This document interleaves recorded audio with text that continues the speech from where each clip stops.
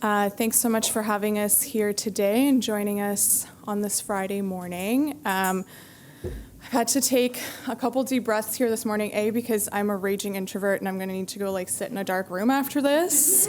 And two, because I don't know about everyone else, but for me it's been such a jam-packed 3 days of learning and connection and really powerful conversation. I was talking to a few people in the room and we've laughed, we've cried, we've gone through all the emotions.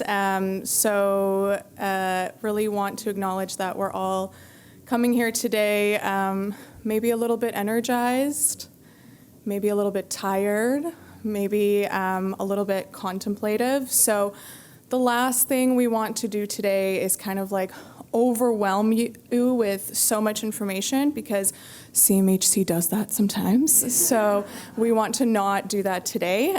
So maybe what I'll do is I'll start by introducing myself and then we'll get into what we'll talk about. So my name is Marina Slutsky. I'm a specialist on our outreach team. I started my career as a social worker. I'm still a registered social worker. I started by volunteering at an intimate partner violence shelter doing crisis line and safety planning for women survivors of family violence, and then moved and then could never leave the sector again, and then moved into doing mental health work, which lasted about 10 years. I worked primarily with individuals living with serious mental health and addiction challenges in inpatient settings and supportive housing, and then the bulk of my career was spent doing community mental health on an assertive community treatment team, or an ACT team. I've also supported the implementation of Reaching Home and Housing First in Kitchener-Waterloo. Don't know if there's any KW folks in the room, but yeah, did that for a while, and then also supported the beginning phases of the Community Housing Transformation Center too, when it was just getting off the ground. I think one of the things that I've been reflecting on this week is that throughout it all, the thing that sort of drives my work are really mostly my old clients. And I think a lot of us that have done frontline work and then shifted to any kind of systems work know that that never leaves our bones. And so I see the faces of my clients every day. And every person, I'm gonna cry already. Oh my God, this is not good.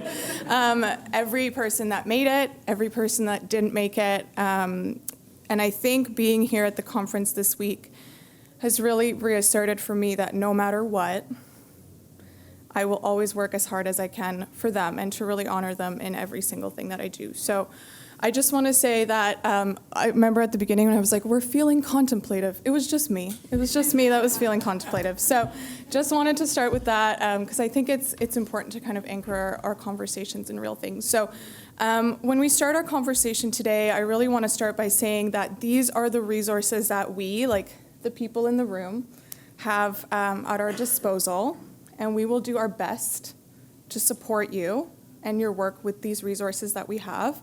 If there are resources missing, we want to hear about them, and we will go back and we will ring the bells and make all the noise to make sure that people hear what you have to say. So we'll start by talking about those resources and this toolbox that we do have. I'm going to start first, and then my innovation team colleagues are going to go after, and then we'll have about the last half of the session to sort of connect and chat, because I think that's probably the most important part. I think if there's anything I want to stress today, it's how, I'll speak for myself, how available I am to talk to anyone and everyone, whether it's when we're done today, after you go home, you have ideas, you want to brainstorm, you want to talk about something, please reach out. My contact info is in there. Come chat to us after the session, at our booth, call me, whatever you like. I also know that CMHC can really feel like a big place. So it's really important to me that people leave here today just feeling like they have a real human that they can talk to. So those are the things that I just want to stress. And it's been 6 minutes and we haven't even moved one slide, so I apologize. So I want to also begin by acknowledging that we're gathering today in Mi'kmaq territory, the ancestral and traditional lands of the Mi'kmaq people. I think that also, in starting this way today, It can be another anchor for our conversation in our collective responsibility to be informed of the past and ongoing consequences of colonialism, to learn about the history of these lands, and to honor and protect and sustain these lands as well. So I hope that's our guiding light. I think we'd be remiss to not recognize and stress that Nova Scotia is also home to over 50 African Nova Scotian communities whose culture and heritage and histories have been and remain a key part of this province that we're gathering in for more than 400 years. And so another anchor for us today should be really to listen and learn from the perspectives of Black Nova Scotians and address inequities and injustices that persist today. So that is the other way that I just want to start. So today, as I said, we're going to talk a little bit about our toolbox. I think to talk a little bit about that, I have to talk a little bit about my role. So as I mentioned, I work on the outreach team. And so our role is really focused on knowledge transfer. We're a community-facing team, and really ensuring that nonprofits, municipalities, whoever it might be, have the information that they need to move forward with their projects and address the housing issues that are happening in their communities. So usually this work can be summarized under these three categories, so information, funding, and connection. So we're going to start with the first category, and we'll go piece by piece so you guys can know what's available and what tools we have at our disposal. So first off, under information, just basic foundational stuff, we wanted to highlight our housing market information portal. Sometimes this is a good resource for folks that are looking for data. This includes data for centers of 10,000 plus. It includes housing construction, rental market data. So if you need data to demonstrate need for your projects, this is a good place to start. It also pulls in data from other areas, so from StatsCan as well, such as populations, households, housing stock, and core housing need too. For communities under 10,000, we personally have some pooled provincial data at our disposal, and we do sometimes, we are able to access some rural center data here and there. So if you're looking for something specific, please don't hesitate to reach out to see what we can pull together for you. But usually this is a good place to start. We also have our Housing Knowledge Center at CMHC, which I think is a bit lesser known about and maybe a little bit underutilized, I find. It stores all of our updates from every innovation program that we funded, every research project that we funded as well, all of their findings, everything that they've created from their project. So again, this is a really interesting resource. It also stores our housing research and external housing research. For example, our lived experience of evictions in Canada research is on there, and then other topics such as housing need, right to housing, energy efficiency, accessibility. So again, this could be useful if you're looking into best practices or you're trying to follow up on an interesting project you saw, or again, if you need data to demonstrate need. And I will say, in general, we do have a pretty large toolbox in terms of resources like guides, data, research, resources on things that come up during development like NIMBY, tools for municipalities. So if there's something that you're really looking for, please don't hesitate to reach out. Always happy to take a deep dive for you and just see what we can find to make your life a little bit easier. The second category today is funding, and so I'll talk a little bit about what role my team plays. One of the pieces of work that we do is, again, ensuring that everyone has the information that they need. So a lot of that work is ensuring, going out and doing presentations and ensuring that you know about our funding opportunities, but also other funding opportunities that are out there that are not ours, that we may know about that maybe might help your project. So we are always happy to present to associations, communities, groups of stakeholders, community groups. So again, if some information sharing or a webinar would be useful, please reach out. We're always happy to come in, answer questions. There's more of me in every region. So we're all over the country. So whatever is helpful, don't hesitate. And then in general, I would say like we also work with organizations individually to figure out sort of what it is. My friend Sandy here calls it like the hopes and dreams conversations, like what it is that you hope to do, where you want to go, and how we can help you get there. And so we will talk to you about what programs are available from our end, and when you're at a point where you understand like where you may want to go, you have some of your ducks in a row in terms of kind of the main eligibility requirements. What we do is we support a transfer to one of our regional specialists. So those are the folks in your community on the ground. I think maybe some of them are here. I know some of my Indigenous Northern Housing colleagues are here. Maybe if you guys want to do like a little wave, they'll be around to answer questions later too. So, and they really support you to kind of validate all of your information, support you to apply, take a deep dive with you like into all of the numbers, the math, they do the math, the viability, like all of that stuff. They really support groups and like kind of take a deep dive with them to ensure that you're not alone throughout this process. So just wanted to highlight that as well. I will say there's really no wrong door. Like sometimes if you come to us and we feel like your project is much more sort of advanced and you're ready to talk to someone and really take a deep dive, we'll transfer you to a regional specialist. If they feel like you're a bit more upstream, they'll connect you with us. So no wrong door, go wherever you feel the most comfortable. On the next slide, wanted to show sort of all of our programs. They span sort of the full housing development journey. In some cases, the program is designed to address pre-development costs, as with our seed funding. Other initiatives such as RHI, co-investment, innovation fund, they go from pre-development to stabilization. So we really, when we talk, we go from really around like the specific needs of your community, the specific needs of your project. We're definitely not taking a deep dive into all of these today, but just to say that we really do go on sort of a case-by-case basis and what will work best for you and your specific needs. Some of these also have both construction and repair streams, so you can come chat to us about co-investment repair or the Canada Greener Affordable Housing if you have a space that is in need of some repairs. We also have some programs that are sort of streams of the co-investment fund, which is kind of the program I find people know the most about. So we have the carve out for Black-led organizations and the Indigenous Shelter and Transitional Housing Initiative as well. So again, we'll really determine what is the best choice for you throughout our discussions together. Next up is our prioritization criteria. So these are really in a general sense, I would say, like the depth of these will vary based on what program it is that we're looking at. But in general, these are the main things that we talk about. We talk about the intended residence in a specific space.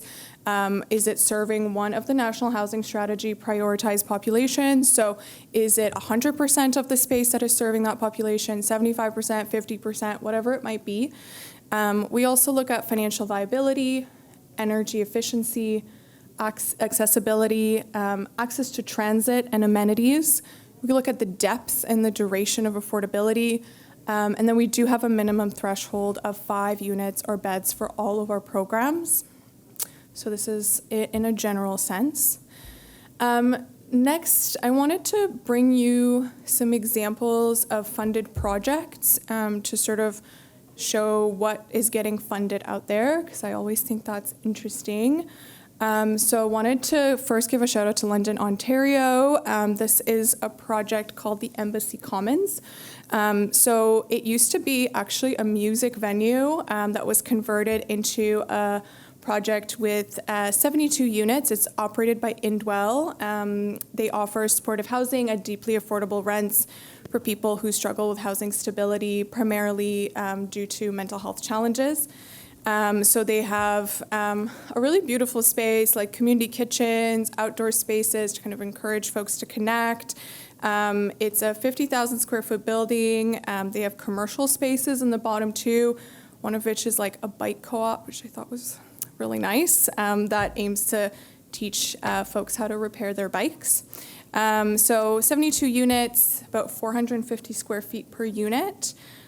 42 units are part of an enhanced support program that assists tenants struggling with mental health, physical health, or addictions. And then the units are reflective of people's income. So the 1 bedrooms are $570 a month, and the 2 bedrooms are $840.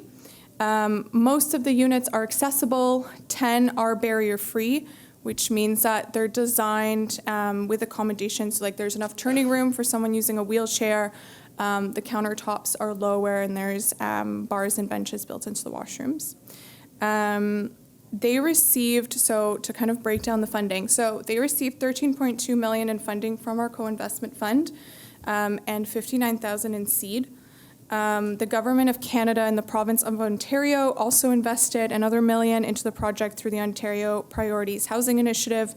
The City of London invested $5 million, and Indwell contributed $2 million through their own donations. So a kind of an example of all 3 levels of government sort of wrapping around a project and really coming together to support it for the community. And then we'll scoot over to Dartmouth, Nova Scotia. I thought this was good to sort of highlight a local project too. This project received a federal commitment of $2.33 million for the construction of New Bryony House by the Halifax Transition House Association. It's a transitional housing space for women and children survivors of family violence. They have 24-hour support. Again, a project where you really saw all 3 levels of government, again, wrap around Housing Nova Scotia, HRM, and then also the Nova Scotia Advisory Council on the Status of Women. They decided to build this project because their existing space wasn't suitable anymore, so they needed more room. This new space provides more safety for the women and children, larger rooms for larger families as well, and just more autonomy for folks too. It's built through universal design and energy savings of 25%. So that's a bit of a very quick summary of what we have going on the capital side of things. We do also, again, have some programs that I think are maybe a bit lesser known. Like we do have some research and innovation funding too, on top of those that are just for construction and renovation. So for research, we have our Research and Planning Fund. This is a fund that provides support only to nonprofits, registered charities, and Indigenous partners whose goals are consistent with the National Housing Strategy, in particular supporting the experience of NHS prioritized populations. This fund, on the next slide, you'll see has different streams. So there's a planning activity stream, which is when you're trying to conceptualize what it is that you'd like to do, or maybe even build capacity to undertake a larger research project. There's the individual research project stream, a program of research stream, which is like you want to take on more than one coordinated project. And then a knowledge mobilization stream, which I thought was really interesting too, where you share findings of previously completed research. So usually we see a yearly call for proposals for this one, so it's due to come back in 2024. We also do have lots of innovation programs, but I will let my colleagues from innovation talk about that after I wrap up here today, which I swear that time is coming, I promise. The final piece that I wanted to touch on was around our role around connection. We really work hard to connect different potential partners that are maybe working in the same direction, whether it be regionally, provincially, or maybe nationally. Again, to ensure that you're not sort of alone on your journey, but also to connect you to others that maybe have had similar experience, are looking to do similar things, that are maybe looking for partners, or also that maybe have overcome similar challenges in the past. So for example, one of the things that we always talk about is that partnerships are really important. We talk about how they're such a big part of a lot of our programs. We talk about them as being the key to success around project viability, around experience. But usually when I talk about this, people are like, okay, Marina, that's really great, but like, what do you want me to say to people? Like, what do I say when I walk through the door? Like, how do I even get in the door? How do I create buy-in? Like, why would any like large private organization want to talk to me? So one of the things that we did is we brought together nonprofits that have gone through this sort of process in the past, that have built and like leveraged multiple sort of broad and really creative partnerships like universities, faith organizations, like kind of like private companies, but sort of unusual players. We brought them together and asked them to talk about like how did they get there and what did they say, and like how they started the conversation, and what were things that they didn't think of at the time that maybe would have been good to know, their pitfalls, things they wish they would have known. And so based on that conversation, so we did a panel. Based on that conversation, and we compiled also information from every single guide that's out there about partnerships, compiled all the information, created both an e-learning and just a space to store that panel discussion as well. So if that's something that's interesting to you, I'm happy to share.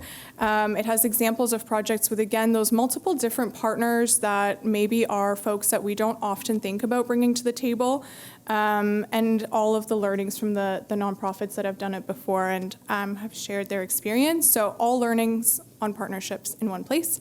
So happy to share that. So this is also like really part of the work that we do is ensuring, again, that you're connected to people that have been through this journey, that are maybe headed in the same direction. And again, just making sure you have the information that you need. And if we can share something, we always will. The other example that I wanted to give is after the Housing Accelerator Fund launched, we did a lot of work in supporting communities, and some of them are here today, which is really exciting. We did a lot of work in supporting communities, and while they were working on their applications, brought them together every other week to sort of brainstorm together, share their wins, share their concerns, like what they're working on, how they were going to tackle the application. It was an opportunity for them to talk not only to us, but also with each other, and also the provinces were there, which was really awesome. And so it was a really successful model for folks to come together and brainstorm. And we did have a bunch of sort of requests to bring that model back. And so one of the things that we decided to do from that is to start an Atlantic community of practice.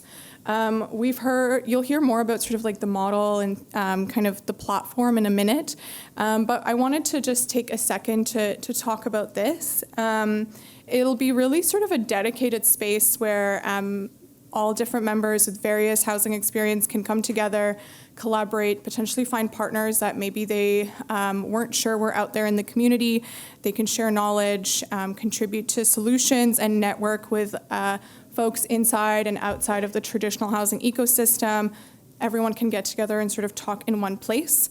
You can interact with us. We'll be there. Individuals, like I said, from various sectors, and with your provincial communities as well. We want to have province-specific spaces.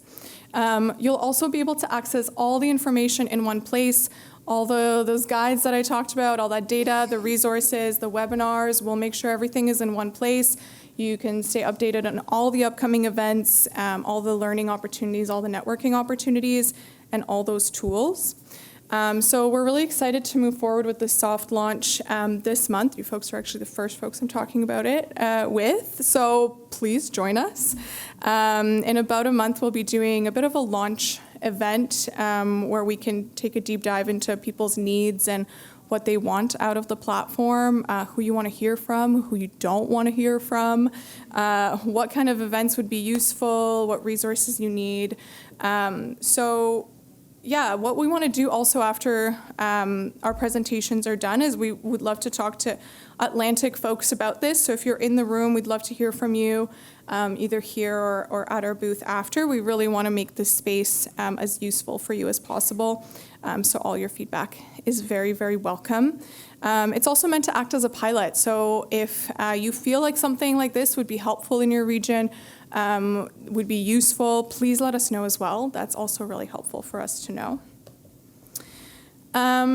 So we are around after this presentation to chat, to talk, to get your ideas. For the community of practice, if you're from the Atlantic, we're happy to help you sign up. If you're not from the Atlantic, we'd love to hear about would something like this be useful for your region. If you can't stay and chat with us after my colleagues are done, we'll be at our booth after this for more conversation as well. And so I think it's very much time for me to stop talking. So I'm going to pass this along to my colleagues, and we'll see what our innovation team is up to in terms of funding, and they're very interesting projects too. So thanks, folks.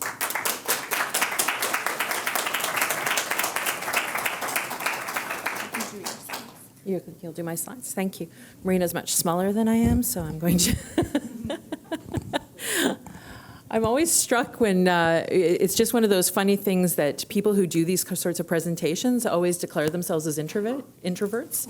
And we are. Like, this is what's really, like, the irony of it is just so staggering to me that we all kind of... Yeah, like literally, we do this for a living and we want to throw up the entire time. Yeah, like, so that's the way it is.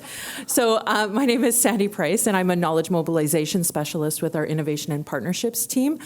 Yeah, and it's really, you're going to hear a little bit about innovation, which is something that we don't normally bring to conferences. We're a fairly new sort of team to mobilize knowledge, to share some of our things that we have funded, and we're really excited to be here. And when I moved to this team, it was really interesting because I got to say to my friends and family when I would describe what I did, I'd say, well, I get to be on like the hooey fun side of CMHC. And so that's one of the cool things about it. So yeah, like I too, like Marina, feel it's important to kind of give you some context to how I came to be here. So like I joined CMHC at the ripe old age of 50, 4 years ago. And, you know, I spent the most of my career in the nonprofit side, specifically mostly in the developmental disability sector, but also the last years preceding coming to CMHC in affordable housing. And I think that this is kind of one of the things that we bring to the table is we've been in the places that you are as well, and I think that that's important for us to share, and that we're genuine when we say we want to hear from you and we want to help, and you know we're here for those reasons, and looking at things from a systemic point of view is also super important, and trying to be part of the solution. And through innovation, that's some of the stuff that we get to do, because we know we can't do it alone. And so we know that we have to look at what are the cool ideas coming from the community, coming from the sector that we can help and support through some of our programs. So that's kind of like my general feed. So next slide. Yeah, okay. So innovation, you know, like, so our team, our innovation and partnerships team, we drive innovation and investment in the housing system. We seek to accelerate change and scale for more affordable housing, faster, better in the future, and that sort of stuff. I just also want to point out the fact that Marina had a nice computer and tech, and I've got like slides and notes because, yeah, again, yeah. Generational gaps. Okay, next slide.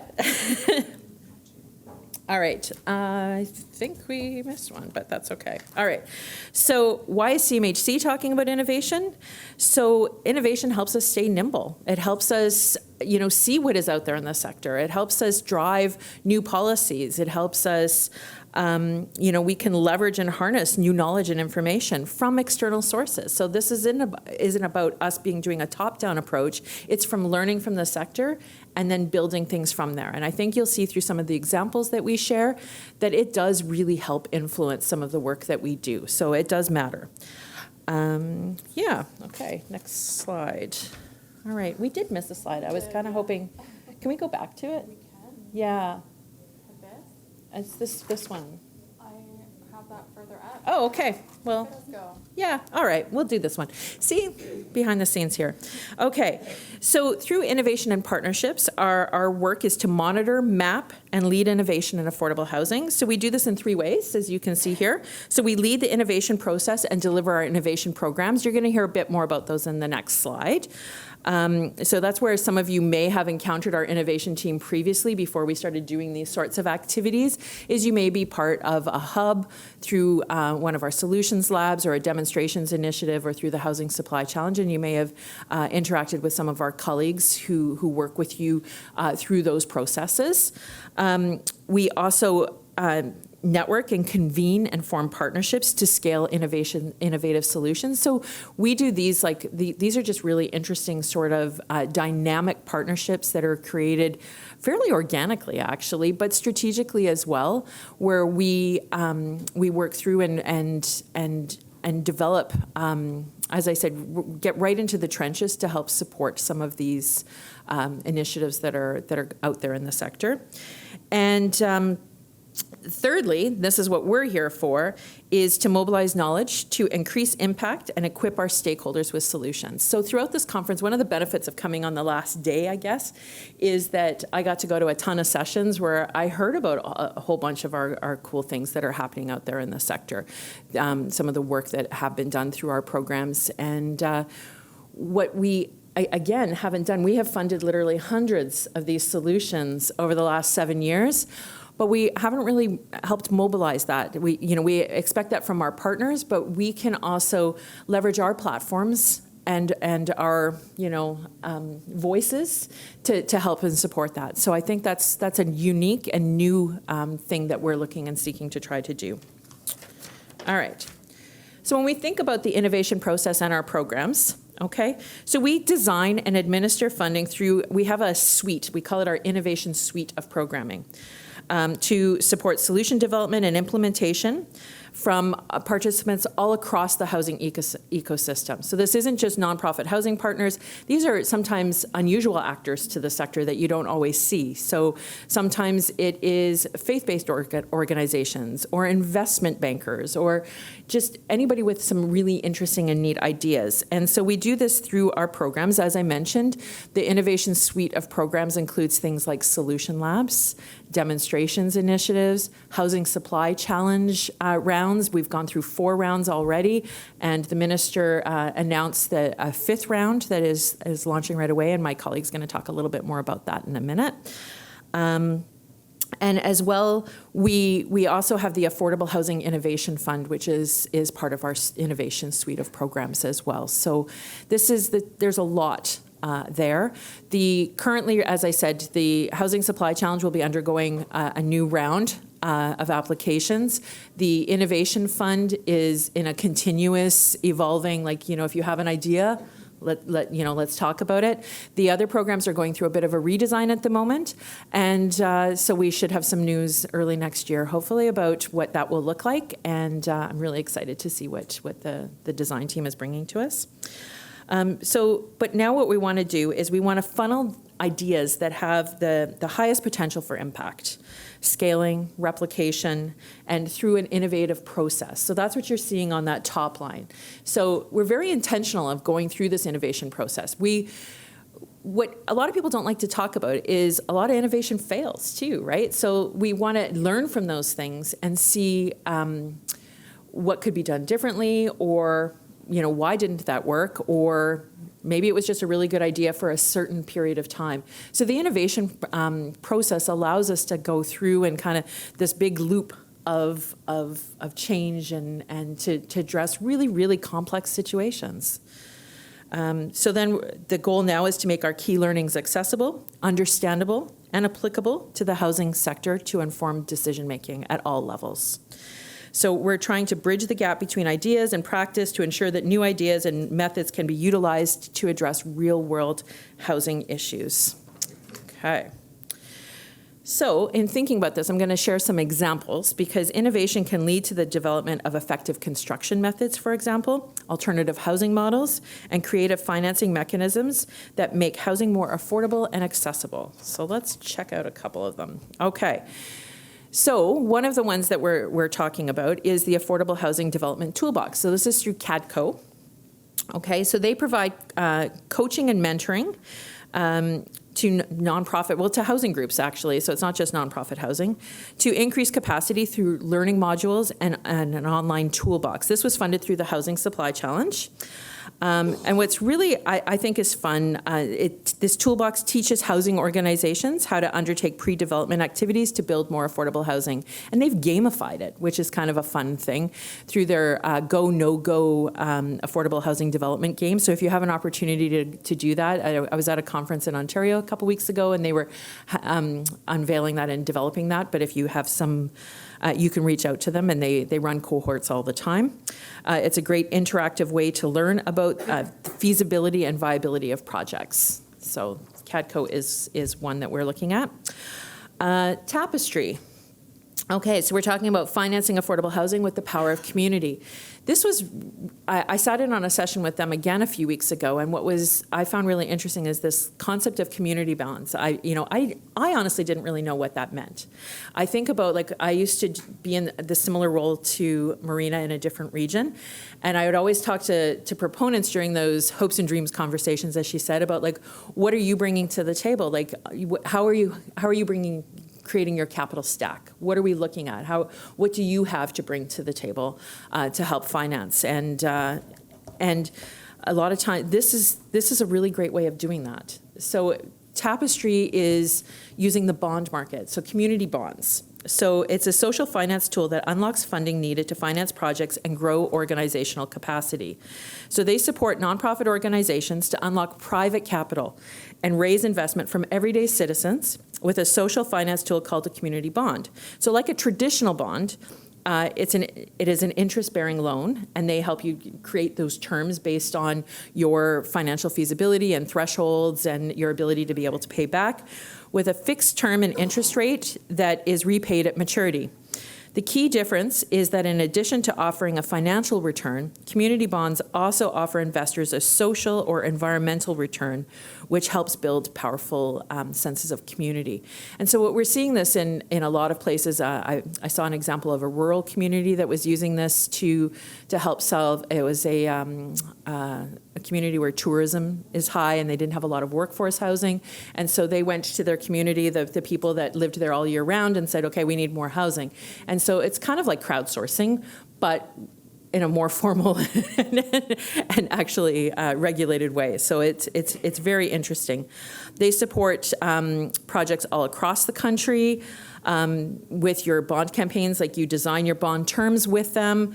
Community members buy your bonds, you finance your project, you pay back your investors over time, and you help determine what that time might be. And then which also allows investors to reinvest in future projects. And what this, I think about this community that I was just speaking of in Northern Ontario, and one of the things that they found was that people didn't want their money back. They said finance the next project, which was kind of interesting. It's not the expectation, but it's a nice unintended consequence that is happening. And currently, and I feel comfortable in saying this because they've announced it as well, but like Kensington Community Land Trust is also using Tapestry bonds to help finance some of their development in Kensington markets. So so I thought that was really cool. So innovation can also play a crucial role in preventing and addressing issues for those in core housing need. It can play a role in affordability, social inclusion, and other complex societal challenges. So creating those unique approaches to support services that focus not only on shelter, but also comprehensive assistance to help regain or maintain stability. And the African Canadian Affordable Housing Solutions Lab, managed through the Rwandan Canadian Healing Centre, is one example of that. This project is taking an innovative approach to addressing housing affordability by combining traditional housing models that are centered around family, community, and home with long-term supports. So they include things like skills and information services, such as in-home mental health and community wellness, and newcomer supports as well. Residents will be offered opportunities to graduate out of affordable housing through rent-to-own projects and other programs aimed at improving housing affordability. The project identifies ways to support newcomers and housing insecure families with a roadmap to build capacity for more support and representation of housing advocacy across the country. Their initial project is in Toronto, I believe, though. So these solutions strive to lift residents out of poverty while strengthening their connection to culture, which and I had a really fascinating conversation with their lead just a few weeks ago as well, and it was really interesting. So, all right, next one. You're already there. All right. When you don't drive your own slides, it's always a weird one. Somebody could be 10 ahead of you. Okay, data. We keep hearing about data. Marina was talking about data. Everybody talks about data. What's the data and how do we use it? So one of the things we had a whole round of the Housing Supply Challenge actually centered around data and the gaps and how to address them and things like that. And lots of really cool solutions have come out of our innovation programs actually around data. There's faces in the room here right now. There's the Rural Development Network, which has some information about data and homelessness in rural communities. Alina from Help Seeker is here as well. And I'm going to share talking about HEART, because I'm not sure, some of you may have been on the talk that HEART did yesterday, I think it was. Yeah, Carolyn was here. Okay, so this is out of the from the Housing Supply Challenge from the University of British Columbia. So they're leveraging technology and digital solutions to address housing challenges. So a lot of groups are creating online platforms and apps that can facilitate the matching of people in need of housing with available space. They can streamline data analysis processes or provide access to housing-related information and resources. So HEART is working with governments and nonprofits and advocates to redefine how we measure and address housing need. So they provide that comprehensive data-driven analysis of housing need to improve quality of housing, decision-making, supply decision-making at all levels of government. And so they have produced an online tool for cities to conduct housing need assessments from census data. Okay, so this standardized tool calculates housing need based on income category, the size of household, and projected net loss of affordable housing over a period of 10 years. The tool also accounts for population increase and disaggregates data using 13 priority populations. So that's pretty cool, because I was in a session the other day where I was talking about the very great need to disaggregate some of the data in order for us to meet some of the needs of priority populations. So this tool is a cheaper, more instructive, and easier to use option for housing needs assessments. So they also have a land assessment tool built in within their toolkit that helps an initial estimate of government-owned land to be able to say, like, this might be suitable for nonprofit housing as well. And they're currently working with 23 municipalities across Canada with the Housing Accelerator Fund. So you can see it mirrors into some of our capital programs as well. All right. Toronto Modular Housing Initiative. So this was funded through the Alberta. I'm from Alberta. I didn't say that. So I just say Alberta randomly. I know. This is brought to you by the Toronto Modular Housing Unit is brought to you by the Government of Alberta. Fun fact. All right. Affordable Housing Innovation Fund. Okay, round one. So the City of Toronto. Okay, so it offered an innovative, I say the word innovative a lot here and it feels a little redundant, but a cost-effective solution for constructing small-scale, this was what was really cool, infill housing, addressing homelessness by swiftly connecting individuals with homes and necessary supports. So it involved building modular housing offsite, which is then transported to sites where it is needed most. And it was inspired by, I mean, some of you I have heard of the Vancouver Affordable Housing Authority's VAHA modular units, which are always such a cool example of using underutilized city land to provide housing that could then be moved to where it's needed if that city land is then needed for something else, right? VAHA also was the inspiration for RHI Round 1. You know, so you can see how that it helps influence policy, some of our innovation. That's a direct line there. So the city, leveraged their capacity to rapidly provide zoning for these particular units and strategically place them near their existing support networks. So again, where people needed them.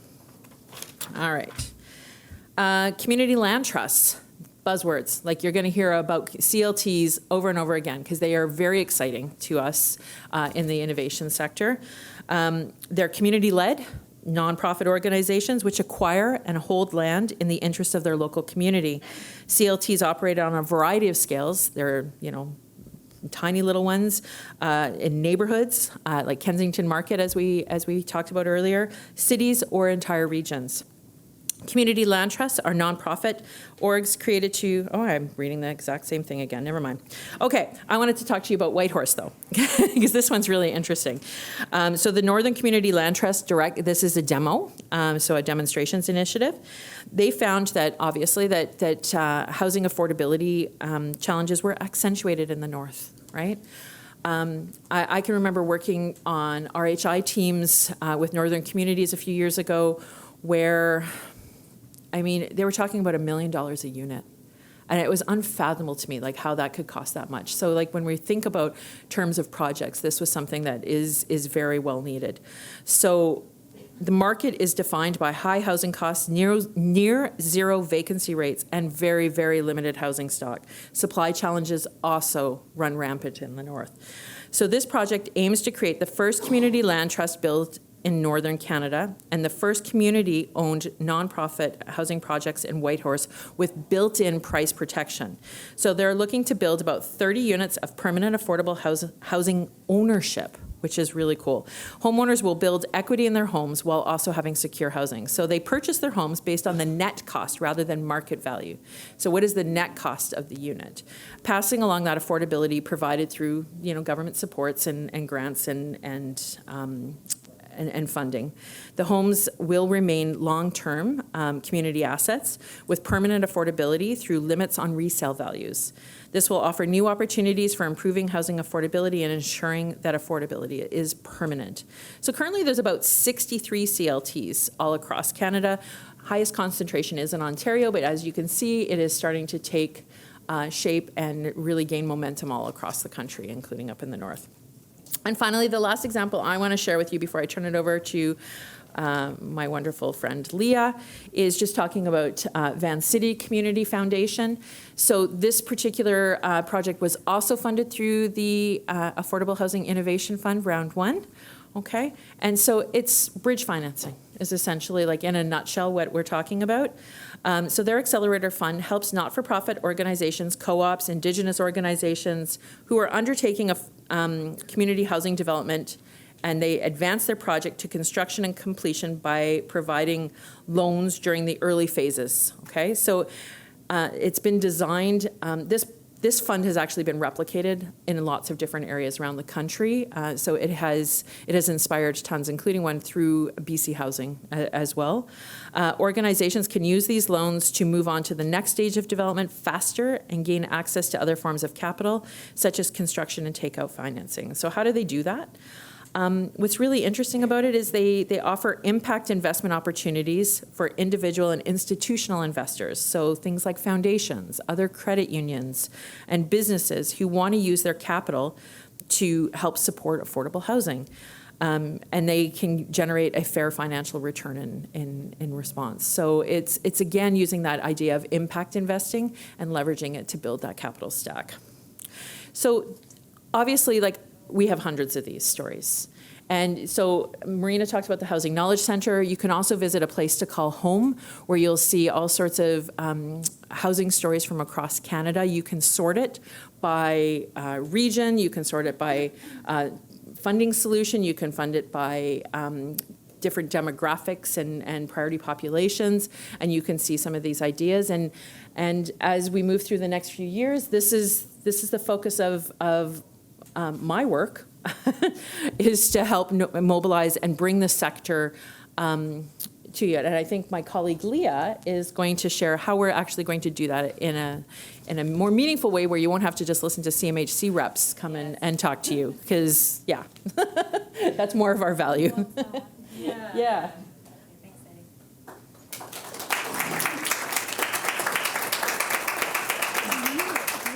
Are we extending by 15 minutes? Okay. I really want to leave time for us to gather in small groups. And some of you are probably going, oh, no, not that. I'm just here to listen. So I appreciate that both of my colleagues shared a little bit of their background. So I'll do that just very briefly. So prior to working at CMHC, which I've only been with them for under a year and was brought on specifically for knowledge mobilization, was working in advocacy, actually alongside Katie at the Alliance to End Homelessness Ottawa. And I was roped into that work because I was prior to that working as an artist and facilitator, and specifically bringing together groups of creatives to design experiences for people to engage meaningfully with social justice issues, to have an embodied experience of something that may not be intimately known in their own life story. And so she brought me on to design a simulation of the housing and homelessness system that people could walk through and maybe gain a deeper understanding or knowledge of what that experience feels like, and not just what the intellectual process of the system is. We spend a lot of time talking about the system, but what does that mean in your body? What does that mean in terms of the way it feels to walk through it? So that's where I'm coming from, and I think was hired onto this team because in the innovation process, so Sandy spoke to this a little bit, it's risky, but actually part of the de-risking process of applying an innovative solution, especially if you're a small entity and you feel like, I don't have the capacity to take on the risk of applying something innovative, I have to just do the status quo because I know it's going to be supported. Part of the de-risking process is marketability, increasing the marketability of the innovative solution. And a key component of increasing market appetite is sharing the knowledge and sharing, more importantly, the successes.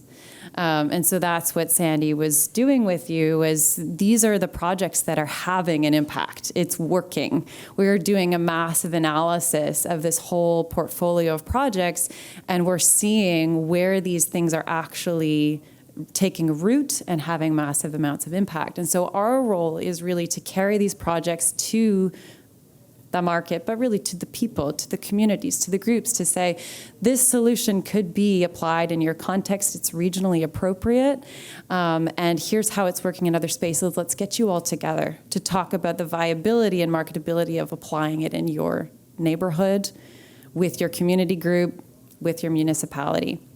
And so that's our role. But actually the sort of subversive approach that we're taking is that we are making space for others to share their stories. It's not up to us.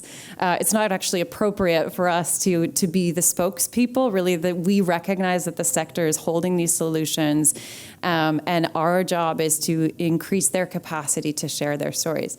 So one of the ways that we're doing that, and this initiative came alongside the other innovation programs. They were part of the same Treasury Board submission. And so in the early days of the National Housing Strategy design, there was a recognition that alongside building sector capacity and alongside providing right out of the gate these financing programs to get things rolling, we also need to be building up more broadly the sector's ability to gather and share what they're learning in real time, and coordinate, partner, and even just consolidate resources so that it's not such a maze to try and find the pieces that you feel like you need. And CMHC has lots of ways of doing that, and Marina shared some that I wasn't even aware of. I think there's just so much information. I mean, I'm sure you feel this way too. You're saturated after 3 days of hearing about all of these tools and resources. So the expert community on housing was an idea that was birthed alongside the innovation programs, as a way to invite the community to inform the things that we do at CMHC, and most fundamentally. And then to invite the community also to take ownership of the knowledge sharing. And so we do that in a number of different ways, and we're really beefing it up and building out the scope of this platform, because we truly believe that with all the changes that take place within the programs, with all the changes that take place in the market and in the sector, one thing that can remain consistent is how we come together to discuss that and to hold all of that knowledge as it's evolving. And it's also a way for us at Innovation to share with you what we're noticing about the market shifting, because we're looking in our innovation programs, we're looking to the future. We're seeing how are these programs serving future needs. And so our knowledge mobilization efforts are sort of twofold in our division. One is internal. We carry what we hear from the community to our other internal business lines to say, we've got this innovative idea that's emerging from the community, and we need to make sure that it's eligible for MLI Select, or we need to make sure that it's compatible with co-investment fund, because it's going to shake the sector, and we need to make sure that we're tied into that and connected into that. So we do that as well. But then in terms of our external knowledge mobilization, it's what we're doing here at CAEH, but also virtually. So virtual platform, you should all be members. Everyone who is here is a housing expert, and we want all voices represented at the tables, multiple tables, on Echo. Because really the purpose is to ensure that the solutions are evolving with the community. So we offer a series of webinars, which is probably the most active component of the platform right now. And some of you may have attended. You don't have to be a member to attend the webinars, and they are available on the Housing Knowledge Center. But it's member-driven. So the members come to us and they say, we would really like to, I think we can go to the next slide. I think the next one's about, oh, yeah. This is, see, I'm an artist, so I don't have notes. So, Do you want the webinars? no, this is fine. So, I've already really spoken to these things. So let's move to the webinars. So the webinars are an opportunity for members to come to us and say, this is something we've been working on, or we may approach someone who's been funded through our innovation programs, and we really want them to share what they're learning with the community. And come forward. We provide the platform for them to deliver the webinar. We provide simultaneous translation. We house the webinar. We invite our members, who at this point are over 2,000 members from across Canada from different backgrounds. And then the ECHO member just comes and shares what they're learning, what they're doing, in some cases sharing the barriers that they experienced, and how that can help support the community that is present at the webinar. And fundamentally, that's again just an opportunity for the community to hear from each other. Because we know that we can sit in analysis for years and years and years trying to conjure up some insights and threads to support system level change. But the only way that that's actually going to be scalable is if the community is walking alongside the innovation as it's occurring. So webinars is one way of doing it. Another way of doing it is community events. So we have aspirations for a number of different virtual community events, and those will mostly be delivered through the task teams, which I'll talk about right after this. But one of the ways that we're doing that now is we're encouraging our members to do booth takeovers of our CMHC booth at widely represented community events like this one, and essentially making space for the community to share what they're doing, because you are the experts. And we see actually the necessity for the community to be taking over the space.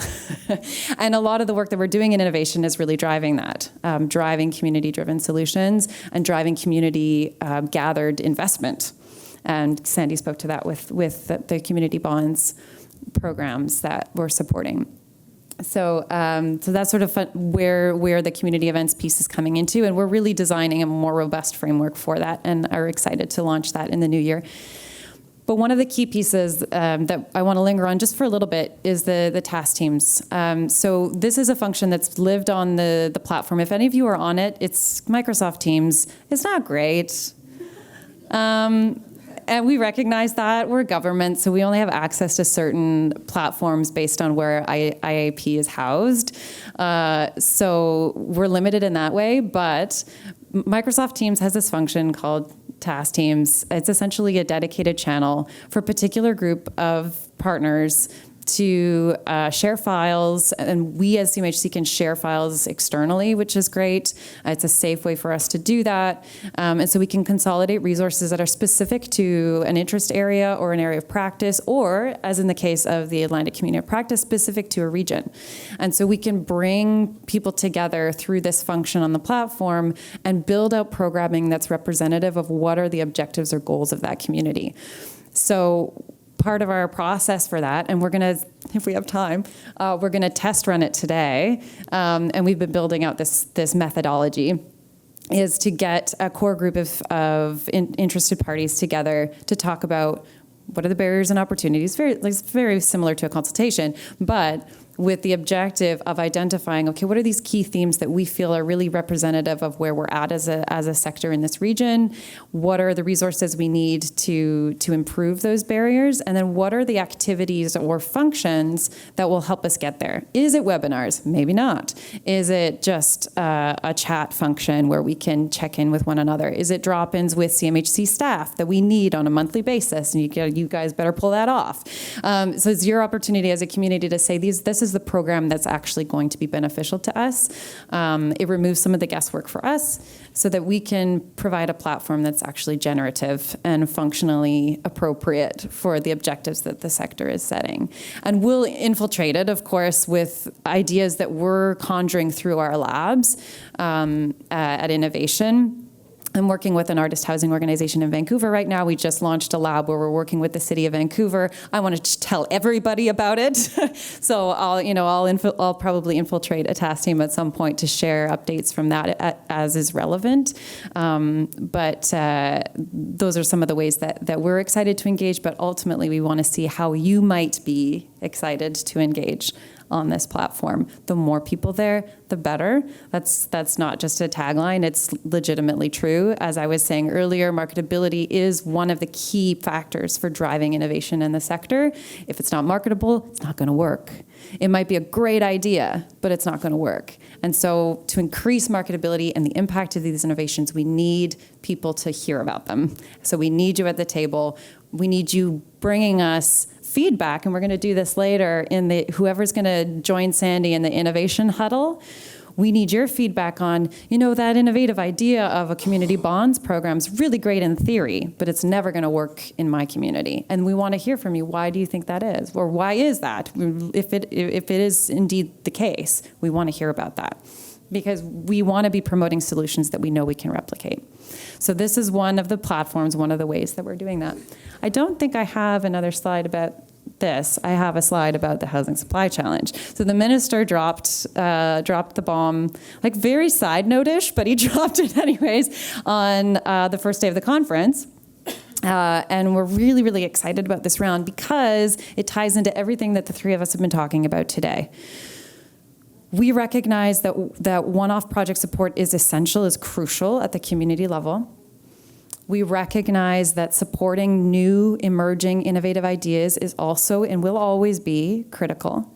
We also know that the crisis is disastrous and is getting to a level where we need to be thinking systems-wide, and we need to be looking at what is working really well and how do we scale it? How do we get it into the hands of more communities? How do we work cross-sectorally to ensure that these solutions are viable for the long term and viable in a vastly different landscape? Because we're hoping for a new landscape in the housing market or housing system. And so Housing Supply Challenge Round 5 is about, it's called Level Up. It's really about bringing that systems level change that we're all speaking about right now, that we know we desperately need. And so bringing those sector leaders together, supporting them with a hub of advisors and experts to carry along the project. This round in particular is prize-oriented. And this was really the influence of Impact Canada, who is partnering with a lot of the different departments across the Government of Canada to bring this challenge model to the sector as a way to drive really meaningful innovation. And their feedback was, we have to make it prize-oriented. We have to show the sector that we fully trust that you are going to get us there. And so it's a really wonderful new approach. I think it's an extremely collaborative way of transcending, I think, the challenges that we're facing in the sector. You can read a lot more about it. My off-the-cuff description is probably not as comprehensive as you need to really understand what it's about. There's lots of information now, both on the Impact Canada website as well as on our CMHC website. So look into it. The deadline is December 18th. So get in there, start looking for partners, because that's one critical element of this round. It's really built into the design fabric of the round. So continue, because I know that this has already started, but continue having those conversations with your partners and access the resources that Marina was talking about. If you're struggling to find a partner in the work, there's lots out there to support that function, including, no, it's okay. It's in my other slide deck. The Atlantic Community of Practice. So here's what we're going to do. How much time do we have? That was so anticlimactic. Including, this is the end of my presentation. So I think we're going to extend the time just a little bit. I would love to talk to you more about the methodology for putting together the task teams. I'm a total nerd about these things, of how do we bring people together and actually collaborate well. And set clear objectives. So Marina and I are going to be together in one corner, I think this one. We're going to sort of do a little test drive of the methodology in the context of the Atlantic Community of Practice. So what does it look like to actually decide as a community what our objectives are, and then what programming should look like for the community of practice. So we're going to be doing that here. If you're from the Atlantic region, come join us here. If you're not and you're just curious because you want to start a community of practice for this purpose, you can also join us there. And then Sandy's going to be here with some of our lovely innovation partners, and it'll be sort of a story circle, knowledge sharing. Let us know what you thought of the innovation projects that Sandy presented, so you can join her there. And then we have the multi-unit housing reps in that corner. You can chat through projects and programs with them. If you're at that stage, you know you don't need an innovative solution. You have what you need. It's just a matter of getting that financing. You can go over there. And then we have our beautiful, lovely, amazing Indigenous and Northern housing reps. If you want to talk specifically about the work that they're doing and the programs that they have, they're going to be in that far corner. So it's sort of like classroom chaos. We're just gonna, you can create a circle or you can just lean over the back of your chair, and we're just gonna chat, we're gonna engage, we're gonna share knowledge, and you can filter out as needed. And we hope that you, because this is a very anticlimactic way to end a session, thank you. We hope that you learned something that was valuable to you. And if you didn't, come and tell us. Like Marina said, we are open. We really, really are. And we are carrying this information, I hate the expression up the chain, but that's what it is. So come and talk to us, and please join ECHO or sign up for the newsletter, and then you'll have updates about the webinars and all that stuff. But yeah, thank you very much.